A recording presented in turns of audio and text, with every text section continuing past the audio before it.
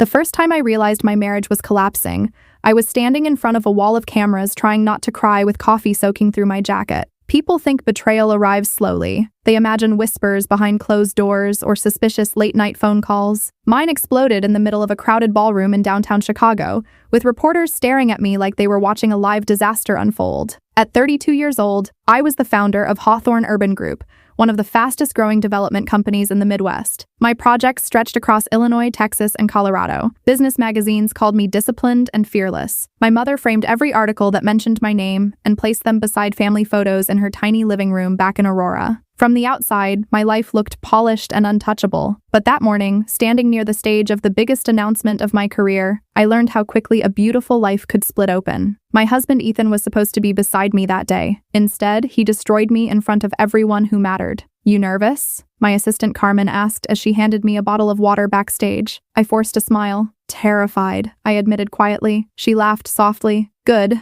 Means you still care." I looked around the ballroom again. Massive screens displayed renderings of Kingston Square, the 40-story project I had spent nearly 4 years fighting to build along the Chicago River. Investors filled the front rows. Journalists circled the room. City officials shook hands beside the stage lights. It felt like every important person in Chicago had shown up to watch me either succeed or fail. My phone buzzed in my hand. "Ethan, running late. Traffic is insane. Save me a front row seat." I stared at the message longer than necessary. Something about it felt cold, distant, but I ignored the feeling because ignoring difficult feelings had become a survival skill for me over the years. I built Hawthorne Urban Group from nothing after my father died and left my mother drowning in debt. I worked waitress shifts through college. I slept 4 hours a night. I spent years convincing bankers that a young woman deserved the same financing opportunities men received automatically. When I met Ethan at a charity fundraiser 6 years earlier, he felt like relief after years of carrying impossible weight alone. He was smart, charming, and patient in the beginning. He used to bring me takeout dinners during late office nights and rub my shoulders while I studied contracts at midnight. "You don't always have to be strong," he whispered to me once while we stood on our apartment balcony during a thunderstorm. "You can lean on me too." I believed him. God, I really believed him. 2 years after we married, I made him chief financial officer of my company despite warnings from my attorney about mixing marriage with business. I trusted him more than I trusted myself sometimes. That trust was the mistake that nearly ruined me. 5 minutes until you're on stage," Carmen said. She adjusted the sleeve of my cream-colored blazer while I checked my reflection in a hallway mirror. I looked composed, calm, successful. Nobody could see the exhaustion underneath. Nobody could see how badly I needed this launch to go perfectly. The ballroom doors opened wider as more guests entered. Music drifted through the speakers. Camera flashes bounced off the marble floors. Then I noticed her. A young woman with dark hair and sharp heels walked confidently through the side entrance reserved for staff members. She looked completely out of place and completely certain she belonged there anyway. She carried an iced coffee in one hand and kept scanning the room like she was searching for someone. Carmen frowned beside me. "Do you know her?" she asked. "No," I answered slowly. Something tightened in my chest. The woman spotted me almost immediately. I remember the strange smile that spread across her face before she started walking directly toward me. I thought maybe she was an intern or someone from a media outlet. I even prepared myself to shake her hand politely. Instead, she stopped inches away from me and threw the entire cup of coffee across my chest. The liquid hit me hard and cold. Gasps exploded around the room. My blazer darkened instantly as coffee dripped onto the marble floor beneath my heels. For one horrible second, nobody moved. Nobody breathed. Every camera in the ballroom pointed toward me. "Oh my God," Carmen snapped. "What is wrong with you?" The woman crossed her arms slowly. "I'm tired of pretending," she said loudly. My heartbeat pounded so hard it hurt. I stared at her, confused and shaking inside. But years of business meetings had trained me never to lose control publicly. "You need to explain yourself," I said quietly. She laughed like I had told a joke. "You really don't know?" she asked.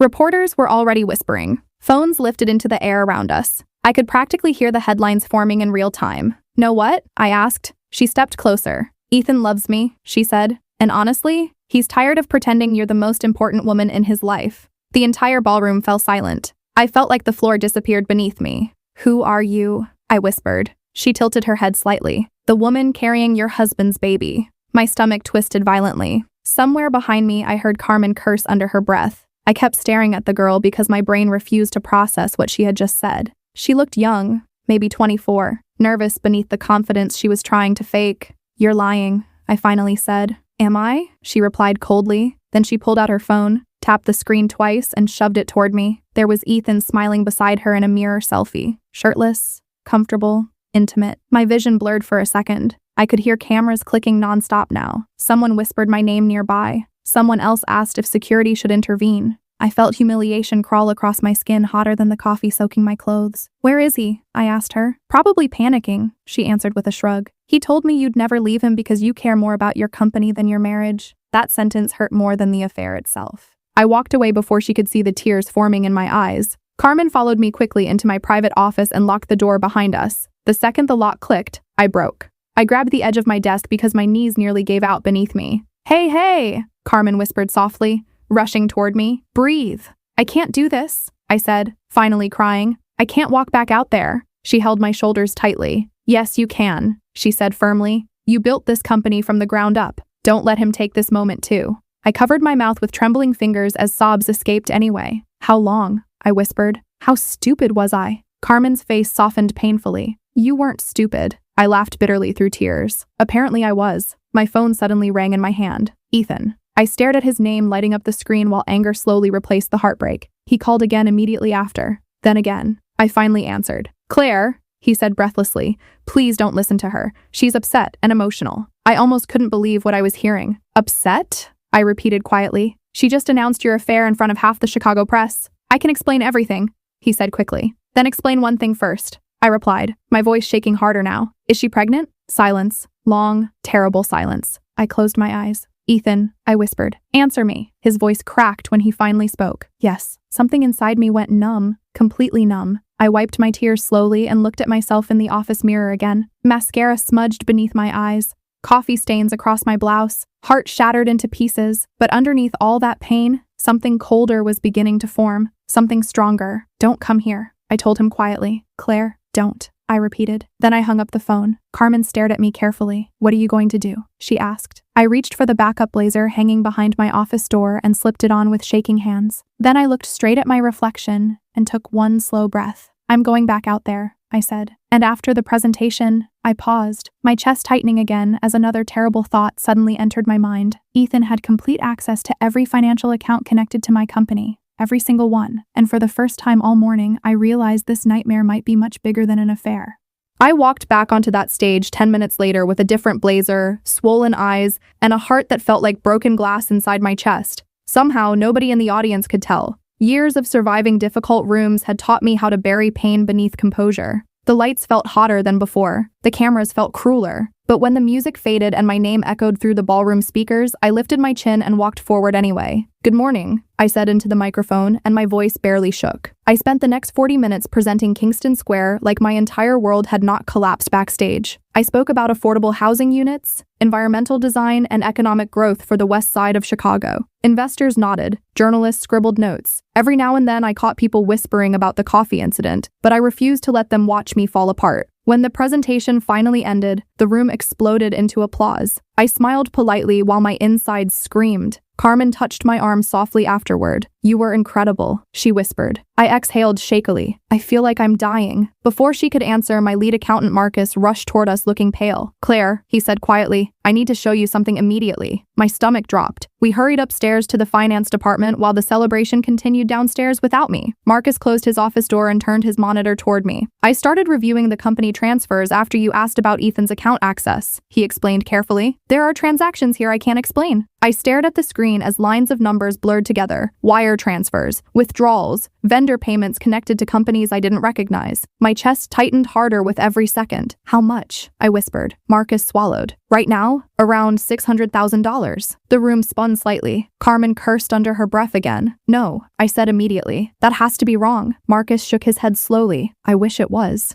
I drove home that night in complete silence. Chicago looked beautiful outside my windshield. Rain shimmered across downtown streets. Couples laughed beneath umbrellas. Restaurants glowed warmly through fogged windows. Meanwhile, my entire life was rotting from the inside. Ethan was sitting in our penthouse kitchen when I walked through the door. He stood up too fast when he saw me. "Claire, please let me explain." I dropped my purse onto the counter. "Did you steal from my company?" His face changed instantly. That tiny hesitation answered everything before he even opened his mouth. "It wasn't stealing," he said weakly. I laughed once, sharp, broken. "You moved over $500,000 into fake accounts." "I was going to put it back." Oh, well, that makes fraud sound adorable. He rubbed both hands over his face. Things got complicated. You got another woman pregnant while stealing from me? I snapped. That's not complicated, Ethan. That's destruction. He stepped closer carefully. I never wanted to hurt you. Tears burned behind my eyes again. Then why does it feel like you spent 2 years trying? He looked exhausted suddenly. Older, somehow. You stopped needing me, he whispered. I stared at him in disbelief. So this is my fault? No, he said quickly. That's not what I mean. He leaned heavily against the counter. You became bigger than me, Claire. Bigger than this marriage, bigger than anything. I shook my head slowly. I begged you to build this life with me. And I tried. No, I interrupted quietly. You pretended. Silence filled the kitchen after that, the kind of silence that only happens when love finally dies for real. Ethan's eyes looked glassy. I still love you. That sentence hurt in the strangest way, because part of me believed he meant it. You don't betray people you love like this, I whispered. You don't humiliate them publicly. You don't gamble with everything they built. He looked down at the floor. What happens now? I inhaled slowly. Now you leave. The divorce became front-page gossip within days. News outlets followed me leaving courtrooms. Business blogs speculated whether Hawthorne Urban Group would survive the scandal.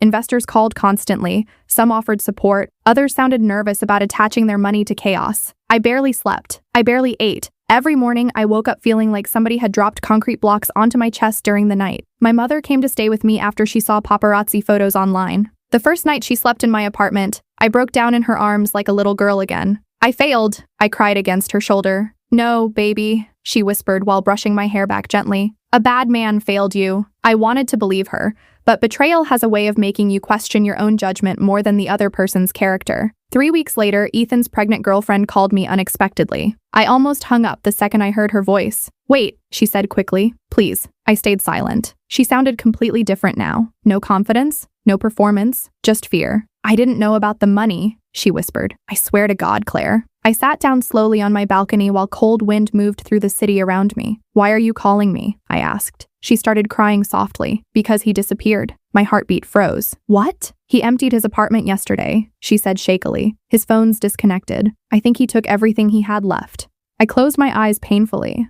Did he leave you anything? Just a note. What did it say? She hesitated. He wrote that he ruined everyone's life and didn't know how to fix it anymore. Fear crawled into my stomach. Real fear this time. Have you called the police? I asked. Not yet. I stood immediately. Call them now. They found Ethan 2 days later at a cheap motel outside Milwaukee after he overdosed on sleeping pills and alcohol. He survived.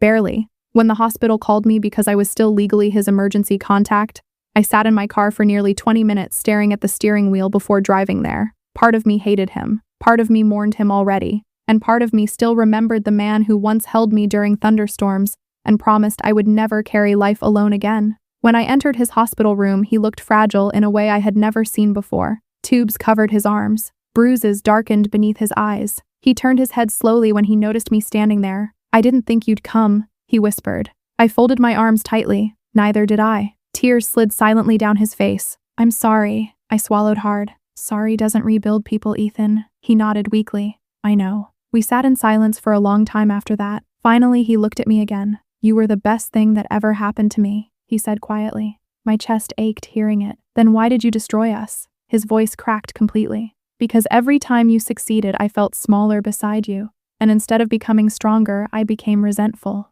I stared at him for a long moment. That wasn't my burden to carry. I know. He cried openly then. Not dramatically. Just broken. Human. Lost. For the first time since all this started, my anger loosened slightly and made room for sadness instead. Not for our marriage. That was gone forever. But for the life we almost had. For the people we could have been if fear and insecurity had not poisoned everything between us. Before leaving, I paused beside the hospital door. Get help, I said softly. Really help yourself this time. He nodded without speaking. 6 months later, Kingston Square officially broke ground beneath a bright spring sky in Chicago. Hundreds of people attended the ceremony. Community leaders, investors, families, workers wearing hard hats lined the site beside giant steel beams reaching toward the clouds. Carmen stood beside me smiling proudly. You made it, she whispered. I looked around slowly at everything we built together despite the wreckage behind us. Yeah, I answered quietly. I think I finally did. After the ceremony ended, I stayed behind alone watching construction crews move across the property. The wind coming off the river felt cold against my face. My phone buzzed softly in my coat pocket. A message from Daniel, the attorney who helped protect my company during the divorce. Dinner tonight? Only if you promise not to talk about lawsuits. For the first time in months, I smiled without forcing it. Deal, I typed back. I stood there a little longer staring up at the Chicago skyline glowing gold in the evening light. My marriage broke me. Betrayal changed me. But somehow I was still standing, still building, still breathing. And maybe that was the most powerful thing of all. If this story touched your heart, don't forget to like, share, comment, and subscribe for more emotional stories.